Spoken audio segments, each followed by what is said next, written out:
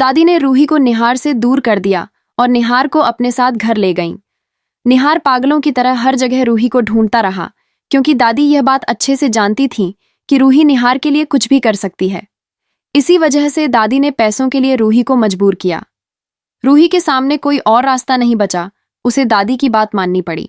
रूही दादी के साथ पैसे लेकर अस्पताल पहुंची, लेकिन जब उसने पैसे मांगे तो दादी ने नया नाटक शुरू कर दिया और कहा कि वह ऐसे पैसे नहीं दे सकती क्योंकि उन्हें रूही पर भरोसा नहीं है। दादी ने शर्त रखी कि निहार के होश में आने से पहले रूही को निहार की जिंदगी से दूर जाना होगा। रूही जानती थी कि अगर तुरंत इलाज शुरू न हुआ तो निहार की जान खतरे में पड़ जाएगी। उसने दिल पर पत्थर रखकर दादी से वादा किया कि निहार के ठीक होने से पहले वह उसकी जिंदगी से चली जाएगी। फिर उसने पैसों का बैग डॉक्टर को दिया और जल्दी इलाज शुरू करने की विनती की। डॉक्टर तुरंत निहार के पास पहुंचे और इलाज शुरू कर दिया। ये देखकर रूही को थोड़ी राहत मिली। इसी बीच दादी गुस्से से रूही के पास आई और बोली कि अब वह यहाँ क्यों खड़ी है। रूही ने कहा कि वह निहार से आखिरी बार मिलना चाहती है। दादी ने वादा याद दिलाया और कहा कि अगर वह निहार से मिली तो निहार उसे कभी जाने नहीं देगा। बहुत मनोहार के बाद दादी ने इजाजत दी कि रूही केवल एक बार निहार को होश आने से पहले देख सकती है। रूही निहार के पास गई, उसका हाथ पकड़कर बोली, निहार को बचाने के लिए यही आखिरी रास्ता था और शायद उनका साथ यहीं तक लिखा था।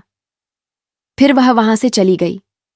दादी मन ही मन खुश हुई और घर वालों को फोन करके बताया कि निहार अस्पताल में है और उसका इलाज चल रहा है। सब लोग दौड़ते हुए अस्पताल पहुंचे। दादी ने सभी को कहा कि घबराने की कोई बात नहीं है, समय पर पैसे जमा करवाकर इलाज शुरू कर दिया गया है, इसलिए निहार जल्द ही पहले जैसा हो जाएगा। यह सुनकर सबने चैन की सांस ली। रतन ने पूछा कि रूही कहाँ है, लेकिन दादी ने झूठ बोल दिया कि उन्होंने भी रूही को नहीं देखा। कुछ देर बाद ऑपरेशन पूरा हुआ और डॉक्टर ने बताया कि निहार को कुछ घंटों में होश आ जाएगा। दूसरी तरफ रूही अपने घर पहुंची और सामान बांधने लगी। निहार की यादें उसे तोड़ रही थीं, मगर वादा निभाने के लिए उसे घर छोड़ना पड़ा। उधर जैसे ही निहार को होश आया, उसने बार बार रूही का नाम पुकारना शुरू कर दिया। सब लोग उसके पास आए। दादी ने कहा कि उसे नहीं लगता रूही वापस आएगी। इस पर रतन ने गुस्से में कहा कि कम से कम ऐसे वक्त पर तो ऐसी बातें मत करो। रतन ने निहार को समझाया कि शायद रूही को अभी खबर नहीं मिली, इसलिए वह नहीं आई।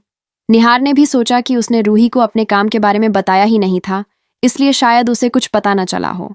जब रतन ने निहार से कहा कि अब वे लोग घर चलें, तो निहार ने साफ कह दिया कि रूही उसका इंतजार कर रही होगी, इसलिए वह सीधा उसके पास जाएगा। निहार की जिद के सामने किसी की न चली और रतन व समर उसे गाड़ी से रूही के घर छोड़ने ले गए। गृह पहुंचकर बिखरा हुआ सामान देखकर निहार के होश उड़ गए। उसने रूही को आवाज दी, लेकिन कोई जवाब नहीं मिला। फिर वह हर जगह उसे ढूंढने लगा। पड़ोसियों ने बताया कि रूही रोते हुए अपना सामान लेकर कहीं चली गई थी।